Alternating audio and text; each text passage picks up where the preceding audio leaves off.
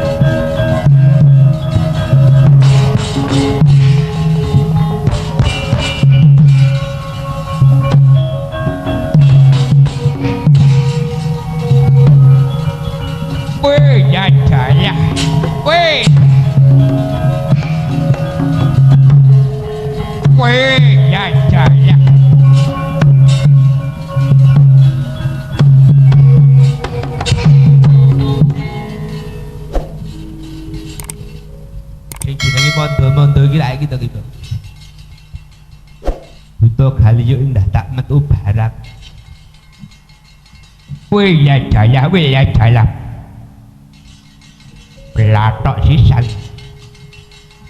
tunggal endi kon maju iki buta iki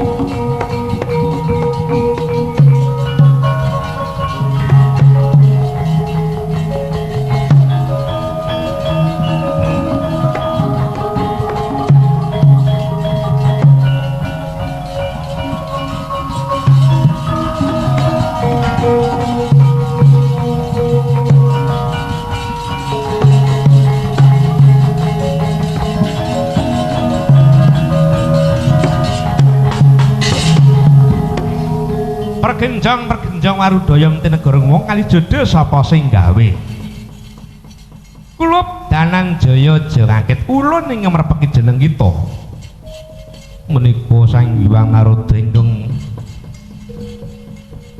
Angejawanta ya nggih Arjuna lan sumurpa yen to buta mau yektine dumadi saka kemayan ulun. Ya mengkene margane nggih ulun bakal pitanggih marang jeneng kita.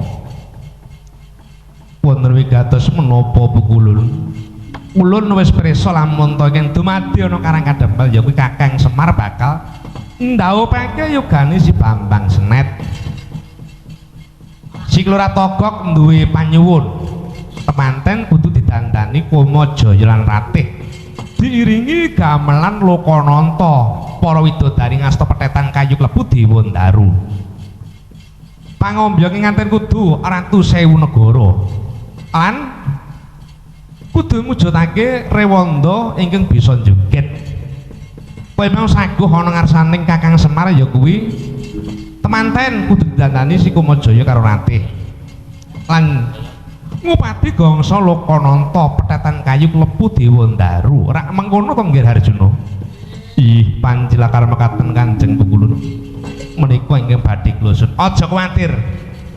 Yektine jeneng ulun merepake marang jeneng kita iku uga bakal maringake nugraha ingkang kasebut nggih. Ya kuwi Koma Jaya lan Ratih, gamelan Lokananta, petetan kayu klebu Dewandaru sak widodarine. Dina iki wis ndak nderekake bakal tumurun ing Madyapada. Sembah nuwun Pukulun. Wis ayo, kula ninggal derekno prapting ana ing Karang Kadempel. Monggo Pukulun.